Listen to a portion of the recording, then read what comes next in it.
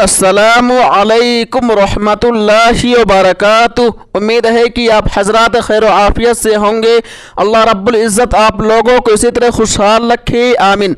फतावा Deoband 786 YouTube channel में आपका खैर मक़दम इस्तक़बाल है।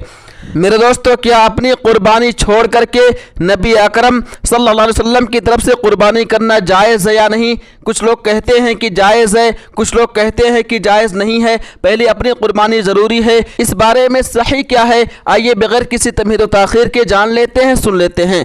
सवाल, एक साहब का सवाल यह है कि उस पर अगर कुर्बानी वाजिब नहीं है लेकिन वो कुर्बानी करना चाहता है, तो क्या वो अपनी तरफ से कुर्बानी करने के बजाय हुजूर अकरम सल्लल्लाहु अलैहि वसल्लम के नाम पर कुर्बानी कर सकता है? जवाब, जी हाँ। जो शख्स साहिब निसाब ना हो वह जनाब नबी अकरम सल्लल्लाहु अलैहि वसल्लम की तरफ से कुर्बानी कर सकता है। अल्लाह ताला आलम। जामिया उलूम इस्लामिया बिन्नूरी टाउन। उम्मीद है कि आप लोग मुकम्मल वीडियो देख लिया होंगे। दोस्तों, इस वीडियो को ज़्यादा से ज़्यादा शेयर कीजिए। तब तक आप हमें इजाज़त दीजिए। अल्लाह हाफिज़। अपना ख्याल रखिएगा।